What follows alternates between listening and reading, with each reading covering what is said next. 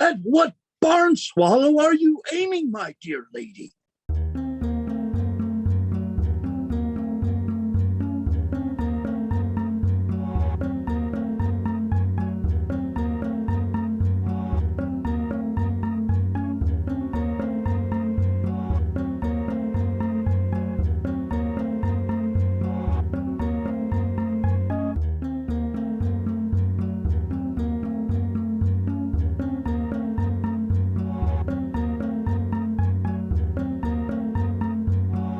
Elizabeth Wellman, you stand accused of the crime of witchcraft, as bestowed upon us by His Highness William III and the laws of the great Massachusetts Bay Colony.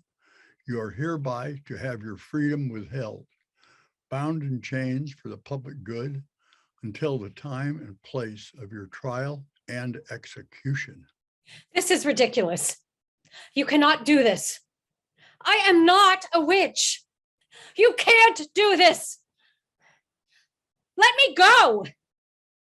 I am not a witch. Come back here. You cannot leave me thus.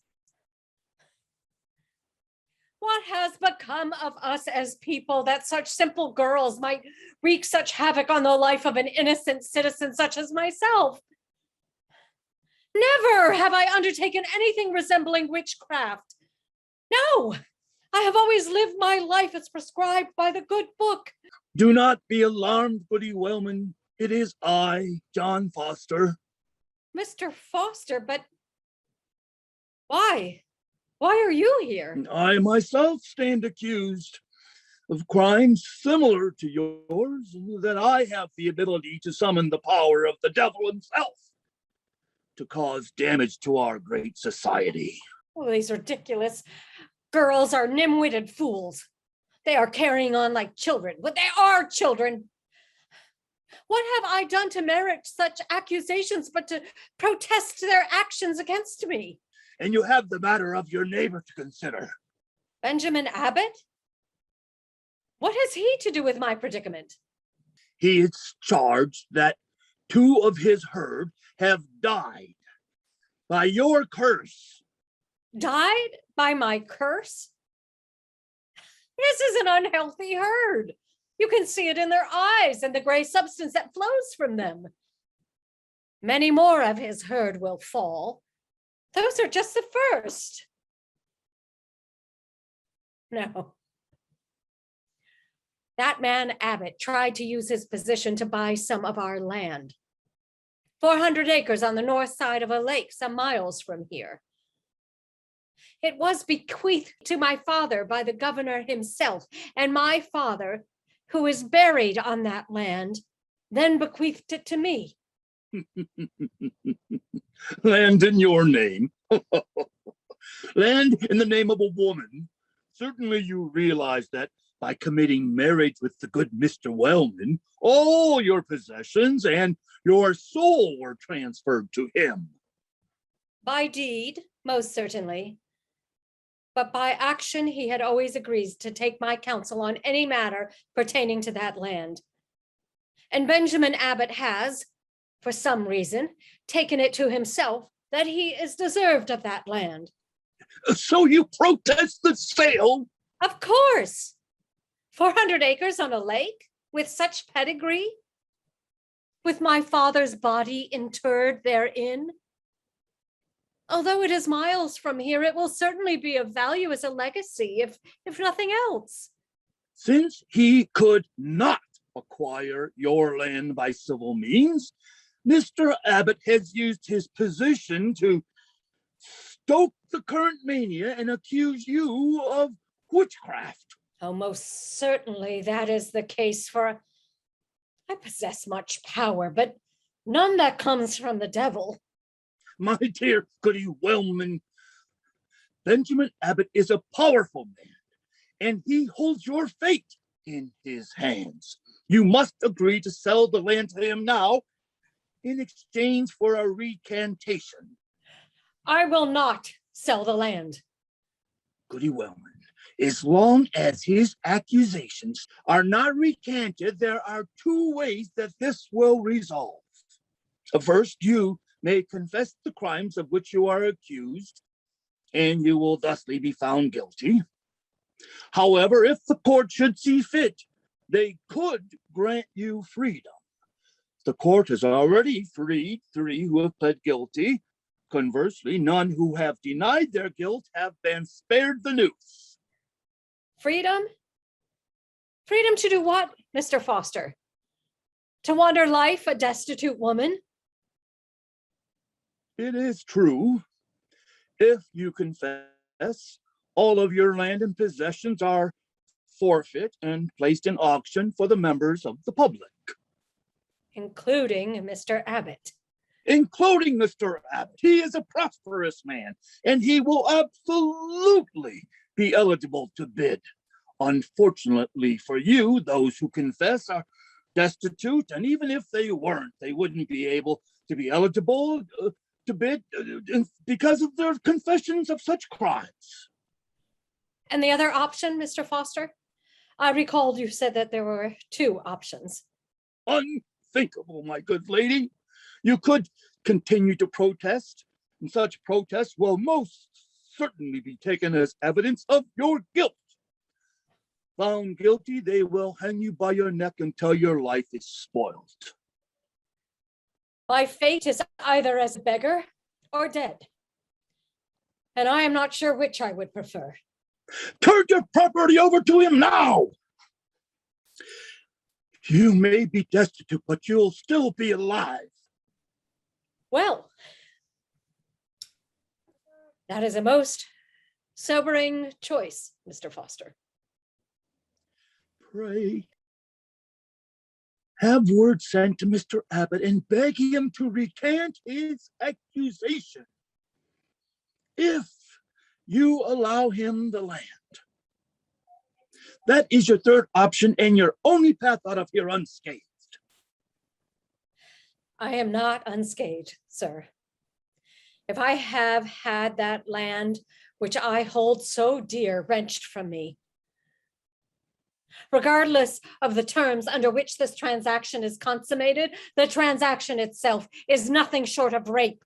Are you willing to let your family be taken too, Goody Wellman, just so you can preserve some acres on a distant lake? They will take my children and my husband too? They will wipe our good name from the history books?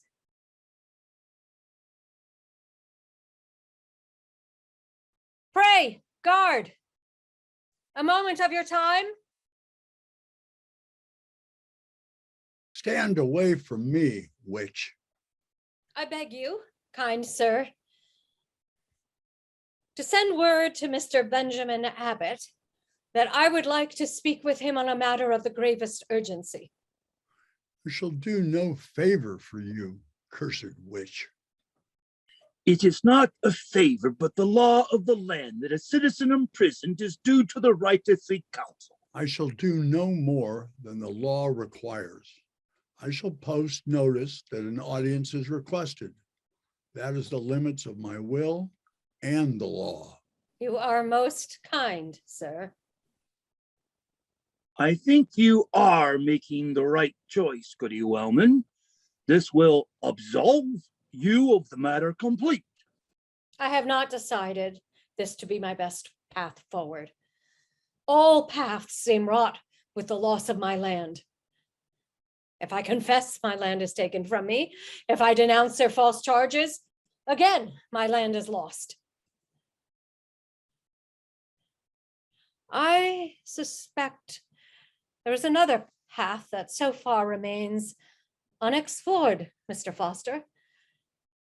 A path by which I get my freedom and I keep my land.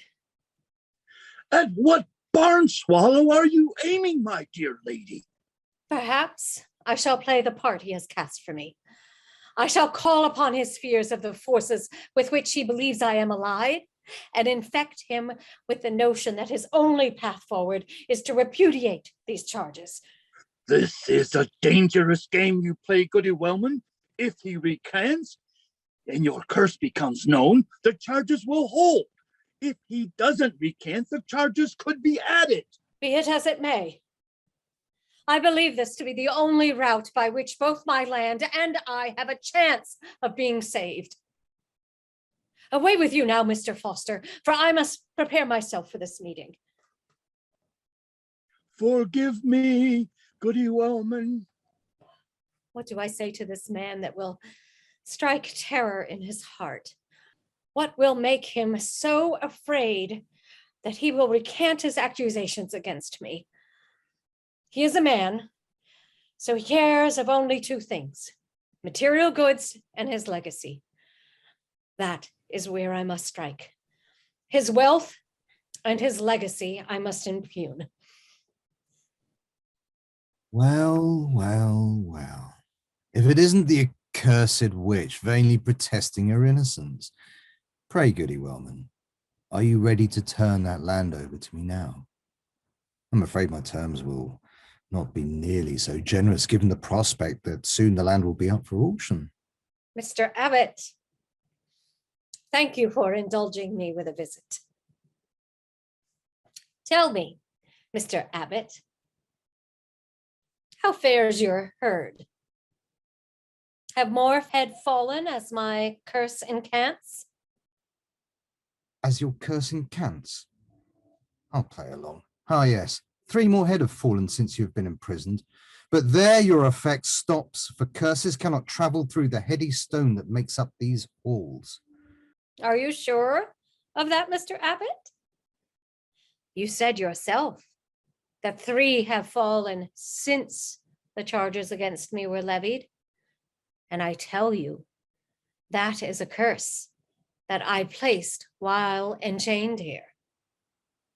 That's preposterous.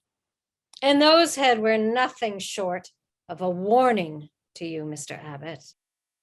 A warning? Of what? I have seen to it, Mr. Abbott, that before the week is done, more of your cattle will fall. And within a month, they will all be done. The spell has been cast, Mr. Abbott, and you will carry it with you from this place. You are a witch, Goody Wellman, and you will die. I assure you, sir, as sure as you stand before me, that I have already taken action upon you and all you hold. You are mad, woman. I am beyond mad, Mr. Abbott. I have called upon Satan himself to inflict on you, your family, and whatever sad descendants may spring forth, that tragedy and sadness will never be far from your threshold. But... You may indeed end up owning my land by the lake. I will. I will buy it. If you do so having been fairly warned that the land is cursed to you. Whatever you might build or take to that land will suffer grievously. So pray, Mr. Abbott, to take the time you have whilst I am so incarcerated and consider recanting your accusations against me. Ask yourself a question. A question? Ask yourself, am I feeling lucky? Am I feeling lucky, you ask? Tell me, Goody Wellman, does there happen to be a certain John Foster with you? John Foster? I am here. Firstly, Mr. Foster, thank you for the good work. The council knows you have aided in this matter. They will most certainly look favorably upon your case. Mr. Foster, you were sent here an agent of this man to convince me to follow a certain path? I beg your forgiveness, Goody Wellman, for I, as you, am simply trying to survive this ordeal. By proving yourself to be a duplicitous scoundrel? Enough prattle. Tell me, Mr. Foster, on pains of perjury, heard you this witch threaten me with curses? I did, Mr. Abbott, that your herd will fall and your family will suffer.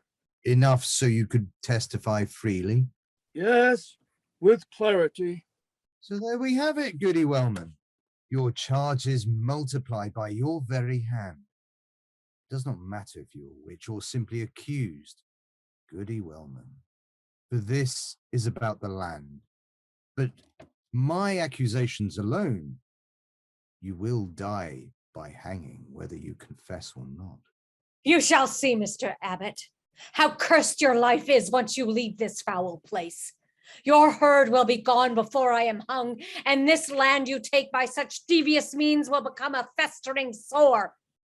I give you one last chance to recant, Mr. Abbott, before I unleash on you the tirade of the Almighty. Your mortal shift on this great plain is nearly done, Goody Wellman. I will have your land. I shall buy it at auction while I dance on your grave. Laugh while you can, Mr. Abbott, for soon the majesty of your intolerance will come clear to you. Yes, you shall dance on my grave, and in doing so, you and the land will be cursed for as long as your family owns it. Poor Goody Wellman was hung by the neck the same day as was I, to a cheering crowd of neighbors and friends, young and old. And Benjamin Abbott's herd of cattle dwindled, just as Goody Wellman had predicted. He worried, as her neck snapped at the tightening of the noose, that perhaps her curse was true.